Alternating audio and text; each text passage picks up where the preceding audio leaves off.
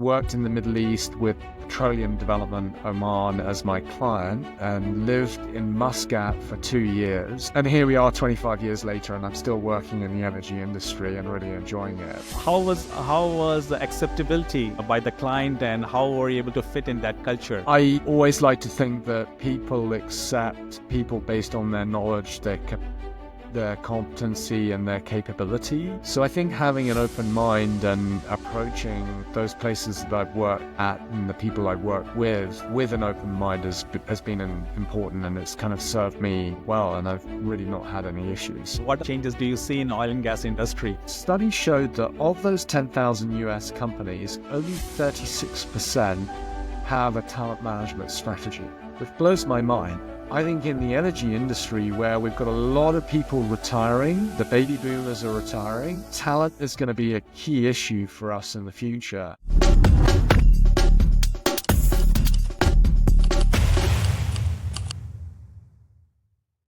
This is the Oil and Gas Breaking Bias show, where we are going to invite industry leaders to talk about their journeys and also technologies of tomorrow, in an effort to break some of the biases that might have formed around this energy industry. Hello everyone, I hope you're happy and healthy. I'm Anand Jha and you are listening to the Oil and Gas Breaking Bias show. This show is about the leaders who have made it big in this energy industry, and I'm very happy today because we will be joined by Dr. Lance Mortlock, who is a managing partner at Ernst & Young and author of multiple books. He has over 2 decades of experience while working with many projects across 11 countries, which has established him as a trusted advisor for many top leaders in oil and gas, energy, and beyond. He is go-to voice for energy trends and strategy, and frequently featured in multiple media outlets. So with that, let's welcome Lance and talk about his insights on energy transformation and also about his upcoming book called Outside In, Inside Out. Welcome, Lance. Thank you for having me on your show. I'm excited to have this conversation. Thank you so much for joining. It was very hard to coordinate all our schedule, and finally we are here. So I'm very happy you got a time to join this podcast. But without any further delay, we have a lot to talk about your journey, about your book, and the transformation that might be happening in this energy industry. So without any delay, can you walk us through your personal and professional journey and some of the biases that you might have came across? So I started my journey at university in the UK. You could probably tell from my accent. Originally from the UK, born in London, and spent the first few years doing my undergraduate degree, which I studied in Exeter, which is in the West Country of England.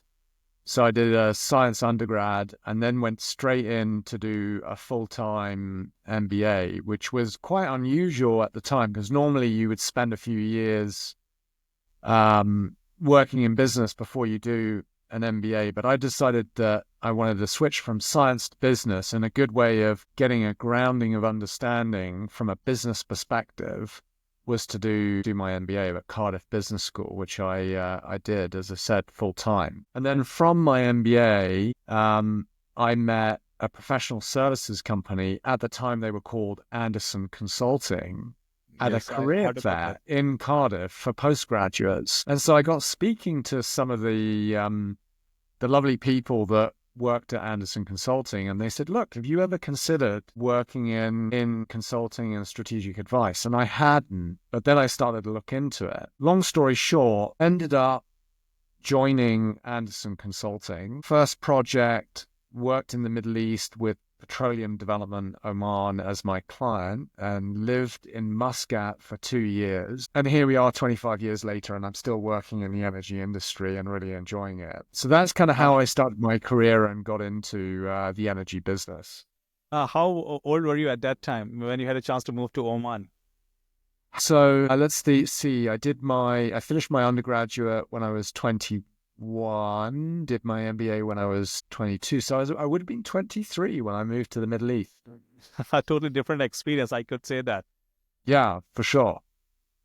And it was kind of a really interesting time to be in the Middle East because, you know, I was there from 1999, I think, 2001, 2002. And that was around the same time the US the 9/11 happened, and there was a lot of risk and uncertainty in the world, which is something that we'll talk about, I think, later. I've written a lot about risk and uncertainty, but I was in the Middle East as the US were deploying in Afghanistan, and it was a crazy time. I can imagine. That's why I asked you. And also, you're that young and starting your career almost from unknown territory. How was the acceptability by the client, and how were you able to fit in that culture?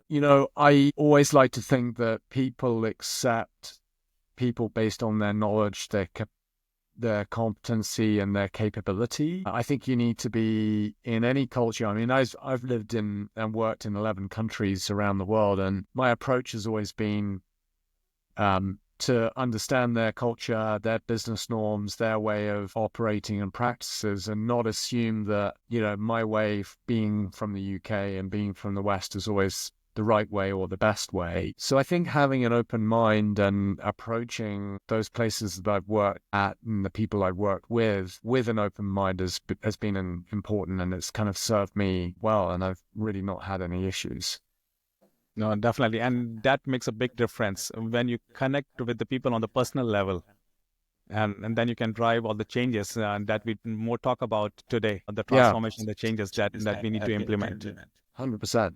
And how was your transition to Ernest and Young and later to Canada?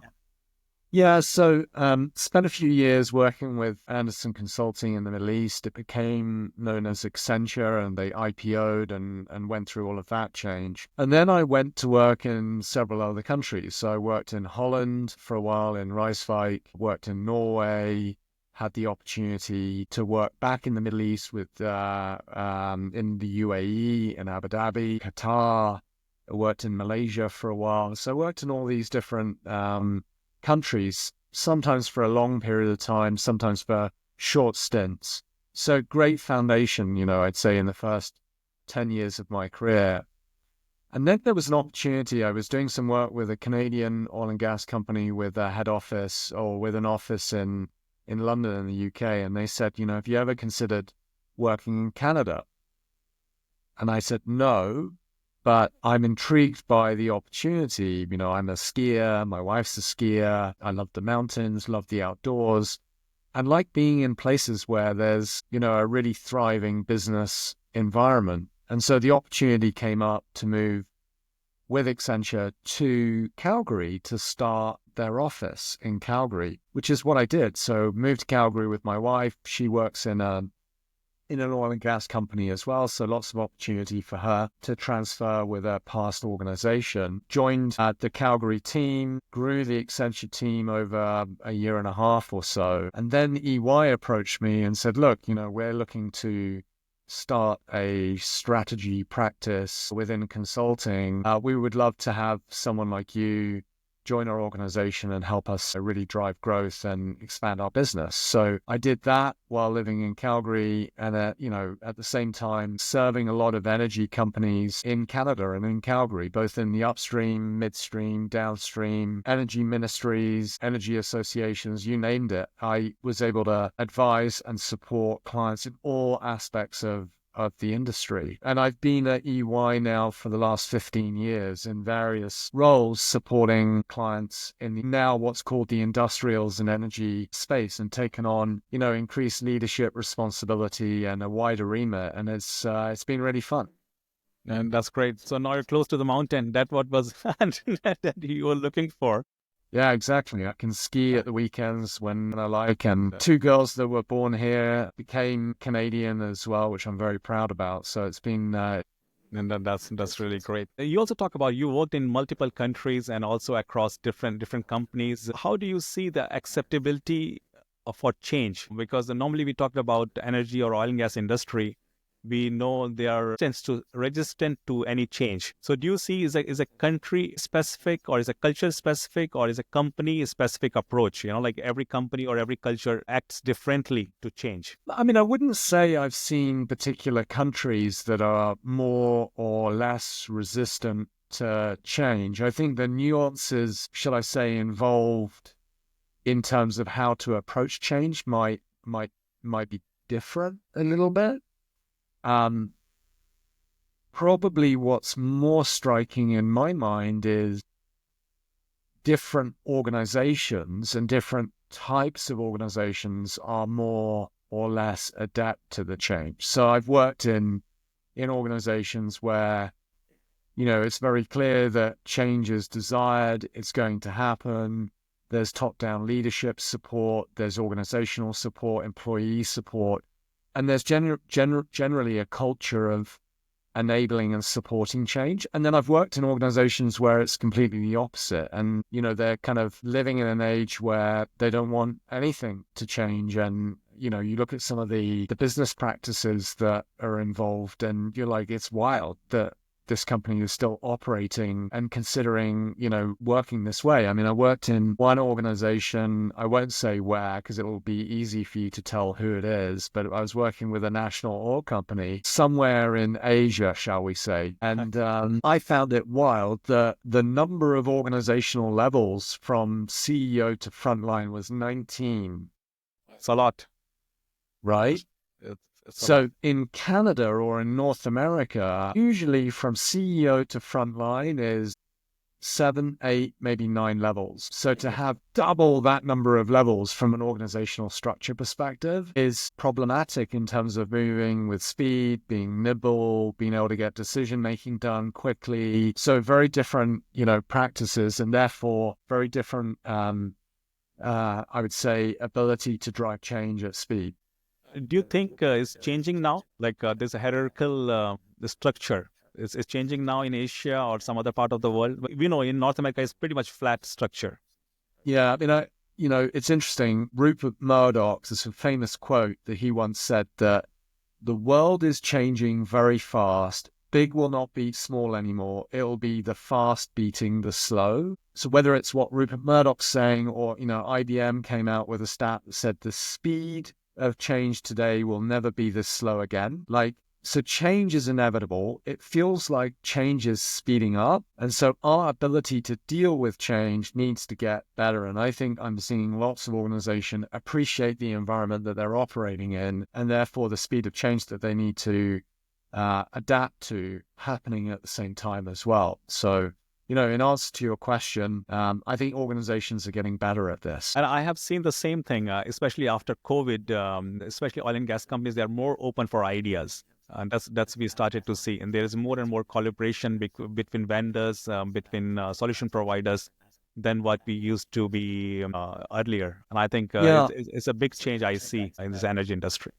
Yeah, no, I agree. I mean, if you think about what oil and gas and energy companies are doing around, advanced analytics, data management, data governance, AI, the use of ChatGPT, digital monitoring on assets, autonomous vehicles, for example, in oil sands up here in Canada, like the speed of technology adoption is getting faster.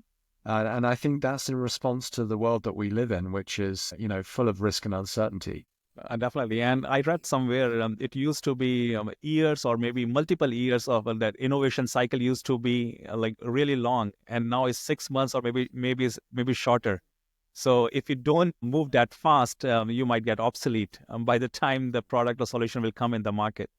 And any view on that one? Yeah, I mean, I think success in terms of innovation is taking a portfolio-based approach. It's one of the things that I talk about in my new book, which we'll get to later. But this idea of, there are those big disruptive changes that, are long-term, maybe one or two of those areas that you want to focus on. But then you have the immediate sustaining change, which are those small micro moves that you make on a continuous basis.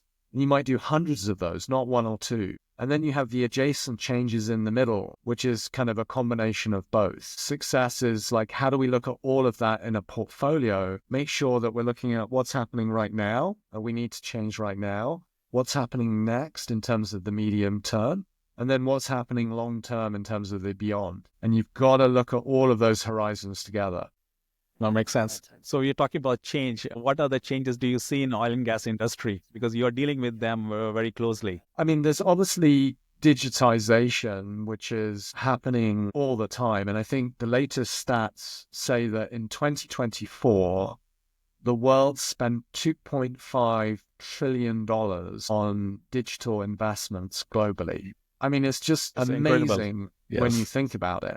And that's set to continue. And I think that by association, that's going to continue in the energy industry. So that's kind of, number one in terms of the trends that I see. Number two is associated with that increased automation of the assets in terms of remote monitoring, remote operations. I think we're going to continue to see different organizations invest in that automation where we've got less people in the field outside operating, these assets. Probably the other change that I think we'll continue to see, despite what we might hear from the incoming US administration, is ongoing focus on energy transition.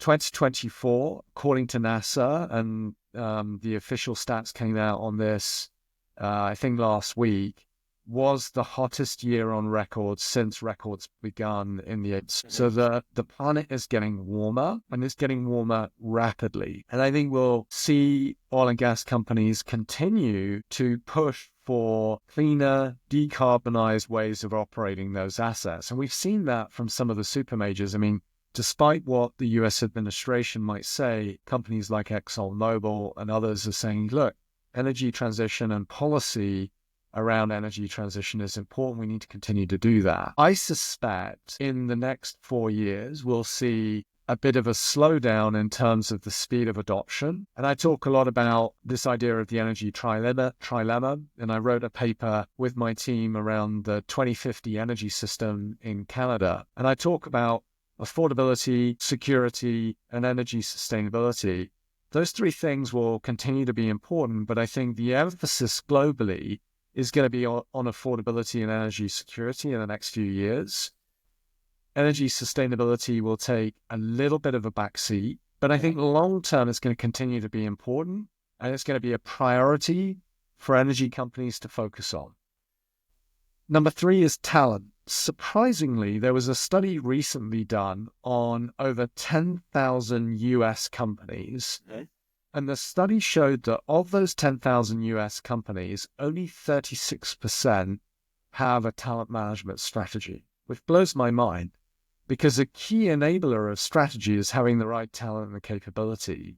So if you don't have a talent management strategy, it's not really a priority and it's a bit of a gap. I think in the energy industry where we've got a lot of people retiring, the baby boomers are retiring, talent is going to be a key issue for us in the future. And I think we'll see energy companies, globally and in particular in the US, prioritize where they're going to get talent in the future to support what continues to be a very exciting industry, and fundamental to economies around the world. Like you already hit lots of good points. One thing is about the talent management. I fully agree. This industry is going through transformation right now, and we have to bring new talent because this industry is not going anywhere. As you said, there could be some speed changes, there could be some spikes about adoption, but this industry is transforming itself, and that will continue to create lots of opportunity for new people. If they come here, they can build their career, they can build multiple businesses.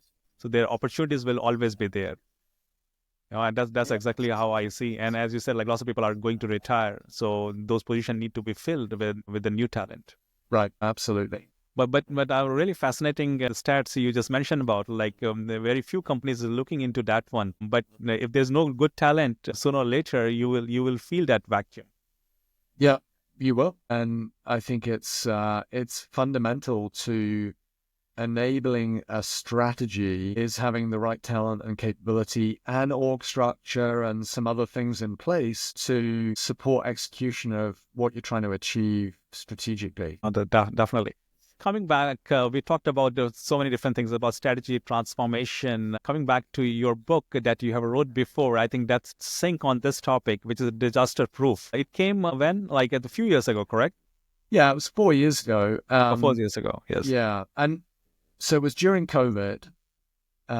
We were living in this really interesting time where, everybody's working from home and we're wondering what's happening in the world as life as we know it fundamentally changed for that period of time. And it struck me that these periods of risk and uncertainty keep happening in history, whether it's, the OPEC oil crisis, the tequila crisis, the global banking crisis, the dot-com bubble crisis. It keeps happening. And every time we're like, wow, but that was a really risky, uncertain period. Like, glad that's over. Let's go back to business as usual. And I It's was like like, a black hold on a swan. minute. Like there's another book on this topic, Black Swan. Unless you face that event, you think it doesn't exist. It cannot happen. Humans are really interesting like that, right? In terms Yes, of, when we're in the moment, we're like, this is awful. But then we quickly forget and we definitely. get back to normal and the old ways of working. And I was like, hold on, but we need better tools. We need to be thinking about the future as management teams, as leaders of organizations in fundamentally different ways. So disaster proof was all about refreshing the need for good future thinking using scenarios, not a new tool. Shell and others have used scenario planning for longer than 50 years. The military were the original users of scenario planning. In fact, I did a really interesting interview with General Petraeus, who used to run the CIA in the US, and he talks a lot about using scenario planning in the Iraq War and how it's a very powerful tool around thinking about the future. So I wrote Disaster Proof, during the pandemic, because I felt we needed better tools to deal with risk and uncertainty. And I was kind of right. And subsequent to the pandemic, I've been spending a lot of time with EY teams and my clients working to support future thinking in a more progressive way and stress testing strategies using scenarios. And it's been really interesting to be involved in. And how it can be used as an individual, and then the scenario planning. Well, that's the interesting thing. And I dedicate part of a chapter on this in the book, which is this idea that you can scale it to look at sort of macro situations. One of the famous examples I talk about in the book is Event 201, where the Bill and Melinda Gates Foundation, Johns Hopkins University, and the World Economic Forum came together to scenario plan what a global pandemic might look like. And they did this a year before the actual pandemic happened, funny enough. Really? Yeah, you can read about it online. And they almost perfectly predicted what played out real time during the COVID-19. Very interesting. So you can do it at that macro level to say, okay, what if a pandemic happened or a global war, like what would happen and what are the implications? But you can scale it down to very specific levels where, I've worked with small non-for-profit organizations and successfully used it with effect where, it might be 4 or 5 employees and everything in between, whether it's at the macro level, the industry level, the company level, capital project level, a small non-for-profit level. It just becomes a question of how much time, how many different stakeholders are involved, maybe how many scenarios you develop, and you scale it up and down to suit your needs. No, something. Let's talk about your upcoming book, Outside In, Inside Out. Like the name itself is very interesting, and dealing with the business on day-to-day basis, I could see sometimes we are internally focused. Right. When we talk about the SWOT analysis, and I always say it's more internally focused, like you're not considering what is happening around you. So how this strategy is different. Can you talk a little bit more about it? Yeah. So shameless plug, new book, Outside In, Inside Out. Inside Out. And success is the overlap of the two, right? The bullseye. That's what we're aiming for at the end of the day. Comes out on the 25th of February, as you mentioned. It really is the culmination of 25 years worth of work as a strategic advisor. What I wanted to do was give a new, refreshed, practical approach to strategy development and execution. And one of the things that's probably most fundamental that I talk about in the book is this idea of vertical and horizontal balance. The vertical balance is this idea that you've got the outside in thinking. Do we understand what's happening in the outside world? What are our customers telling us? What are the market indicators telling us? What are our scenarios telling us? What are the key outside factors that inside affect us? Do we understand those? Are we opening our eyes to the world, the market, the industry,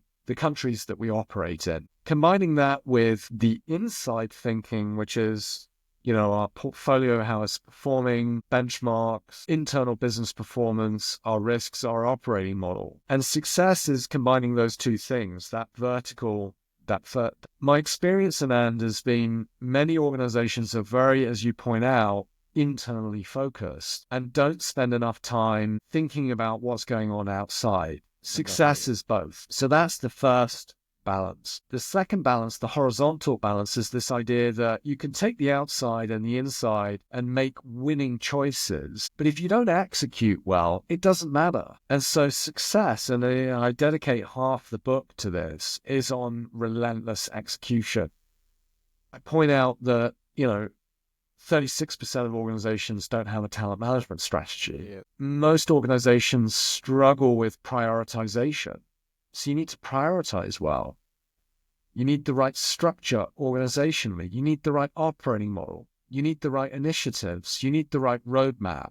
You need the right cost approach. You need the right innovation approach. So really the balance on the horizontal level is that winning strategies require a where to play, how to win strategy, but they also require balance in terms of relentless execution. And so that's really the mission that I'm on in terms of this book, is sharing that experience that I've gained over 25 years and the opportunity that I've had to advise numerous organizations around the world, saying there's a better way of doing this. And we have to do this because we live in a world where there's more risk and uncertainty in terms of war, the war in the Middle East, the war in Ukraine, the war in other parts of the world. There's risk and uncertainty in terms of nationalization, and we see that with the US administration coming in. There's climate change, frankly, which is creating an existential threat for society. So we need better strategic tools to practically approach strategy in a new and different way. And that's really what my book's about. You hit a really good point. I have been part of many studies sessions. Like you always have an idea to talk about these topics about competition and the external factors. But what I have seen with the time, we always go back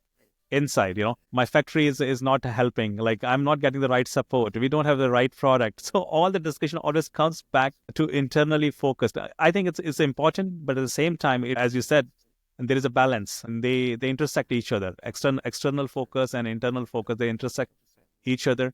I have a follow-up question. Yes, it's very much understood. It should be clear balance between external and internal focus. But how companies should promote this? Like most of the time, you have a good idea, but it doesn't take shape. It fails after a while because people are working either in silos or and they have a different priority. So how you come over that challenge? Yeah, I mean, one of the things that I talk about in the book is the connected glue that ties all these different components, whether it's the outside in, the inside out, preparing to execute and execute. You need to weave, this patchwork together. You need that connected tissue that holds the different pieces together, that makes sure, for example, when we're thinking about our enterprise risks, that's connected into the strategic planning. When we're thinking about how our portfolio performs, that's connected to capital allocation. When we're thinking about cost or innovation, that's connected to the priorities strategically that we're focused on.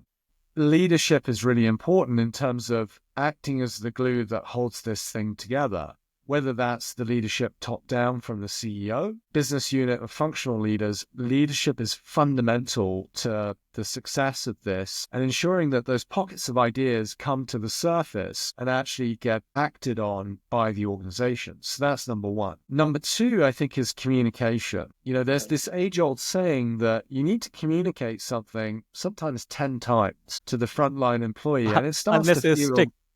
Yeah, like it feels awkward. You're like, I've communicated this already. Let's move on. No, you need to communicate it again and again and again. I think we underestimate the importance of world-class communication when trying to, execute against a strategy. And I talk about, the importance of communication when executing, a strategy in an organization. So there's leadership, there's communication. And I think related to communication is this idea of how you cascade things within an organization and taking a very deliberate approach to cascading the messages, the methods, the choices, making sure organizations understand functions and business units. Okay, we understand top down what corporate, what the leader, the CEO is trying to achieve, but do we understand what it means to us? How would we interpret?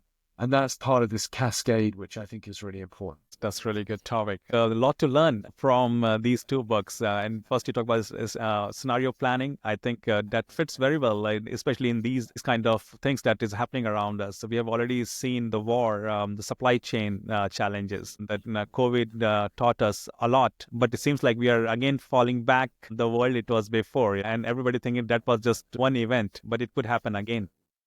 Yeah. This upcoming book, Outside and Inside Out, about there should be good balance. And one thing I've realized is communication is not enough. And that sometimes we ignore this important topic. If somebody's putting a plan to grow, then it should be communicated in each and every meeting.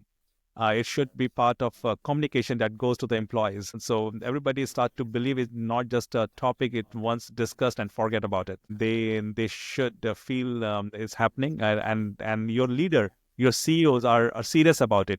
Sometimes we just talk about our plan, we talked about our ambition, and then everybody forgets about it, and then they go and get busy on day-to-day stuff, So that need to be changed, if somebody is really serious about it.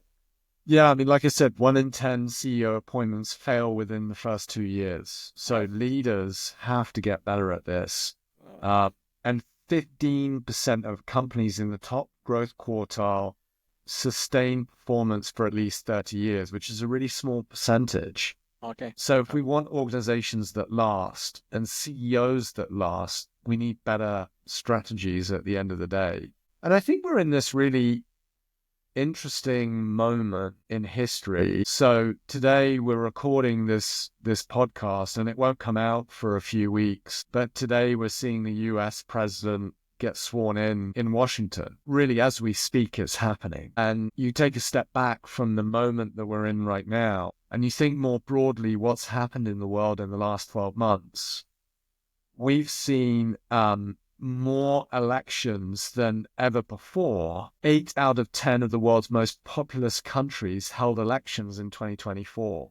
Yes. That's 4 billion voters. And the reason that's important for your listeners is with 4 billion people voting in the planet in the last year, that's a huge amount of change. With change comes uncertainty and risk. And that is why organizations need better strategies and, they need better tools. And that's why I wrote my book. That's great. I have another topic. You already touched base on the talent management, but if somebody is looking to make big in this industry, what will be one key takeaway? Make big in the oil and gas industry and the energy industry. Energy industry. Boy. Yeah. Or maybe in consulting and strategy. Yeah. Well, I mean, in the energy industry, making big, I think it's going to be interesting. If you look at the number of discoveries, big oil and gas discoveries around the world, it's kind of shrinking. And part of that is because we're investing less in the industry. But I think better technologies around discoveries is going to be a really interesting area in terms of exploration for oil and gas. That's probably one. The other area that I'm watching with a keen level of interest is how we use AI, in particular around reservoir and subsurface modeling. Complexity involved from a geology, petrophysics, geophysics, geotechnical perspective has always been, like, to me as a non-subsurface person, this sort of black box of very smart people that kind of work in this space. I think some of the advances that we see around complex modeling and the use of AI is really going to shake up that part of the industry. And that's going to be one to watch in terms of the future. I think another area in terms of, to your point around making it big, will be around energy transition. And what we see around kind of carbon capture, sequestration, carbon credits, the carbon markets, anything that we see around reducing CO2 emissions in the value chain and innovation in that space is going to be really important in the next 2 decades. And new technology and innovations that we see in that area will be an opportunity, I think, for entrepreneurs to make it big. Oh, that's really great point. And I could see that from exploration to new technology and uses of AI. This industry is not that boring. We talked about how the adoption of digital technology has grown in the recent past, but the industry is also moving towards adoption of AI. And I think somebody wants to make it big in this industry, either related to AI or anything related to carbon. Carbon is a big topic. So there is opportunities. There are lots of opportunities here. We are running out of time, but I will ask you another question, Lance. You work with the oil and gas or energy companies. I will put all the energy companies in one basket. You work with them very closely. What one bias that still exists in the industry or towards industry, and that we should overcome? Biased. I mean, I can't think of any in particular that come to mind, but I think one of the challenges that we have as it relates to energy transition in the industry is because it's such a long-term problem that we need to solve that potentially goes beyond a political term, beyond a career, in fact, that might span 30, 40 years. Sometimes it's very hard, I think, for leaders to take a very long-term, truly long-term view in solving one of society's most important issues. And I think that's a challenge for us as leaders, is that I'm making decisions today that we may not see the true impact on for another 20, 30 years, and I'll be well retired at that point in time. And so that leadership challenge, I think, is problematic in terms of truly innovating and pushing the envelope in terms of energy transition. I fully agree, but that challenge will getting bigger and bigger. How the leader can make long-term decision when he's measured on quarter-to-quarter performance? Exactly. Yeah, and it's, we operate in this free market system that's incented by results. Yes. And it's interesting to watch some of the major oil and gas companies around the world kind of pull back in terms of, they're really not getting rewarded from the market for some of their, call it, green investments. So maybe that system isn't what we need anymore for some of the problems that we're trying to solve and not fit for purpose. I don't know. It's way above my pay grade. I know, and this topic, this discussion will continue, but it's very interesting discussion. One side, I think as a human, everybody agrees changes need to be made. But if your metrics, your KPIs are not aligned, and we just talked about the leaders, if the CEOs' KPIs are not aligned with this long-term performance, and they will look into quarter-to-quarter results. Yeah. And they will make a decision which might be helping them to increase their revenue or increase their profit in short period than 4 to 5 years of timeline. That's right. So thank you so much, Lance. A lot to absorb, a lot to learn. We're running out of time, but thank you so much for sharing all the insights. And I think that will go long way for our listeners. And also with that, best of luck with your book, which is coming next month. And hopefully everybody can read that book and learn from it. Because we just talked about how important it is to look externally as well as internally and find the right balance of a strategy. So with that, before we sign off, Lance, anything to add here? No, I mean, my book's available on the 25th of February. It'll be on Amazon, Indigo, Barnes & Noble. It's available on most of the major platforms across North America. So if you're interested in learning more and being able to think more strategically, grab a copy. That's great. So best of luck with your book, Lance. And with that, we'll sign off this week. Keep listening, Oil and Gas Breaking By Show. Thank you. Have a great day.